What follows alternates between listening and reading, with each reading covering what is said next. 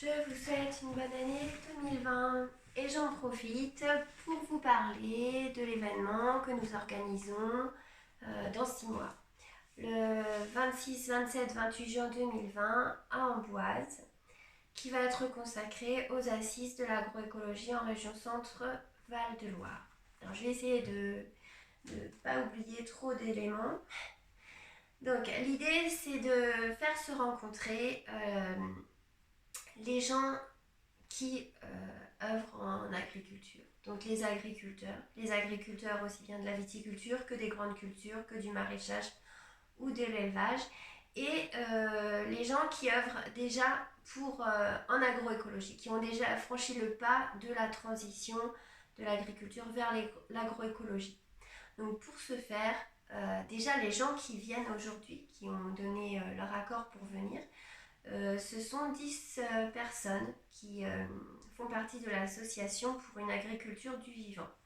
Donc le programme n'est pas encore complètement terminé.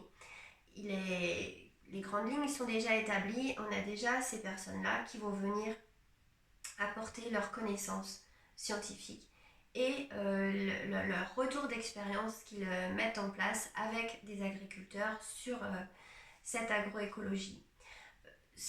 Le programme n'est pas fermé. Cet événement va faire partie de la COP Région Centre-Val-de-Loire, ce qui va permettre de le labelliser d'une part et de monter une coalition avec tous les gens qui sont intéressés sur le domaine de la transition écologique de l'agriculture. Donc que ce soit des producteurs, mais des citoyens, des formateurs, des associations qui œuvrent sur ces thématiques-là. Donc ces gens vont en fait, leur rôle, ça va être de donner 2 jours de formation à destination des viticulteurs, le vendredi et le samedi.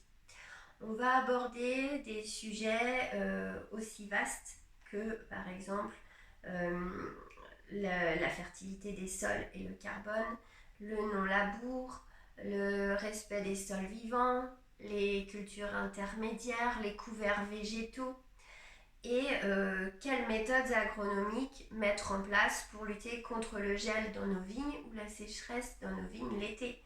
Mais ça pourrait être aussi d'aborder les questions de l'élevage également aux aléas climatiques. Donc aujourd'hui, il y a plein de choses qui se font dans les réseaux pour une agriculture du vivant et vers de terre production.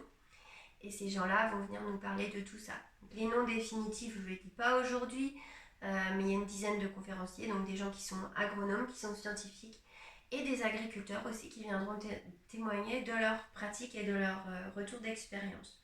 On abordera aussi la question de la taille, qui est une question primordiale, les flux de sève.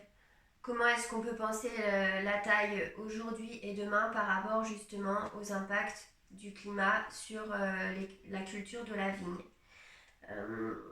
L'idée, ça sera aussi de voir comment on peut gagner en qualité, en rentabilité des exploitations, comment on peut former tous les gens des exploitations et comment on peut faire de meilleurs produits qui seront mieux valorisés.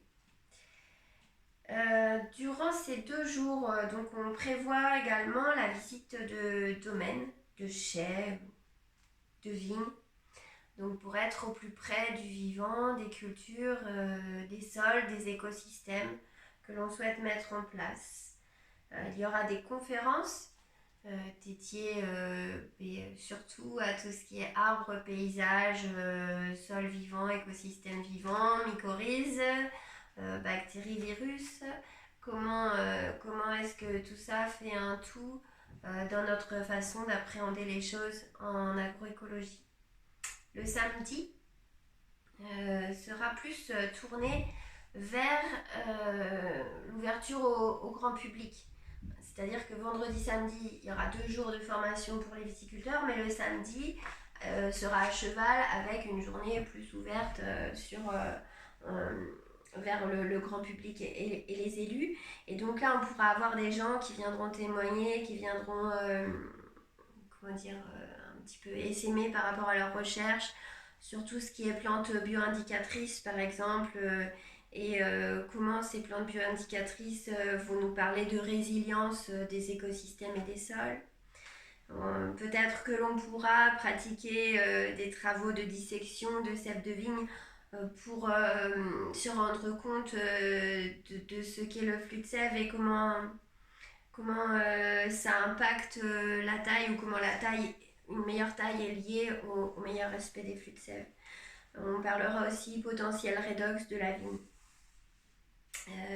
Peut-être il y aura des travaux pratiques sur le relevé de potentiel redox des feuilles, des sols, etc. On devrait aussi pouvoir aborder les thématiques champignons de la vigne, le goût des levures de la vigne. Voilà, qu'est-ce qui fait que mon vin va avoir tel goût, d'où vient son goût, et est-ce qu'il est dû par exemple aux levures que l'on trouve dans la vigne ou bien dans le chai. On parlera aussi de l'arbre comme maillon de la chaîne de production. On pourra aborder les questions des programmes d'agroforesterie dans les exploitations agricoles, viticoles. Comment je peux diversifier mon activité à travers l'agroforesterie. L'agroforesterie, pourquoi? Pour le bois d'œuvre, pour le bois de chauffage. Voilà, comment peuvent émerger de nouvelles filières.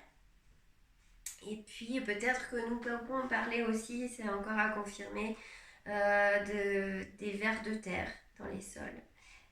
Et puis lier tout ça aux unités d'azote. Donc ça sera pour tout ce qui est vraiment lié à la viticulture, à l'agriculture. Mais j'imagine aussi d'ouvrir le débat sur le lien entre agriculture et alimentation locale. Donc pour l'instant, ça c'est pas le programme en ce sens n'est pas encore établi, mais l'idée c'est vraiment peut-être d'organiser des tables rondes et des débats, discussions sur cette thématique-là. Comment on peut renforcer tout ce qui est déjà mis en place sur nos territoires, mais aller plus loin. Et puis le dimanche, alors là le dimanche ça serait plus une ouverture à la transition générale de nos territoires. Et je verrais bien d'aborder tout ce qui est énergie citoyenne, projet citoyen autour de l'énergie, permaculture humaine, qu'est-ce qu'on peut dire, mobilité, déplacement et projet de démocratie permanente, pourquoi pas. Comment est-ce que aujourd'hui les citoyens peuvent s'impliquer dans des projets qui vont changer nos territoires, qui vont faire en sorte que nos territoires et des pratiques, des modes de production et des pratiques plus respectueuses de l'environnement et qui entraînent justement la résilience de nos territoires. Voilà. Donc ça se passera à Amboise, le lieu n'est pas encore déterminé, on a déjà une dizaine de conférenciers actuellement, mais pourquoi pas ouvrir à d'autres conférenciers vers la biodynamie, vers la bio, on peut concilier tout à fait ça. Je vous tiendrai donc informé de l'avancée du projet dans des petites vidéos comme ça toutes les 3 semaines. Je vous tiendrai informé aussi sur mon Facebook ou par le biais de la COP Région Centre Val-de-Loire du montage de la coalition. J'interpellerai tous les gens qui ont envie de participer à se rallier à la coalition de la COP. Et puis, donc si vous êtes intéressé dès lors, vous pouvez me joindre en MP. J'essaierai de donner le plus de renseignements possible au fur et à mesure de l'avancée des négociations sur le lieu, le programme plus précis. N'hésitez pas à me dire quel sujet vous intéresse d'aborder durant ces 3 jours. Et je vous souhaite une belle soirée à tous. Merci.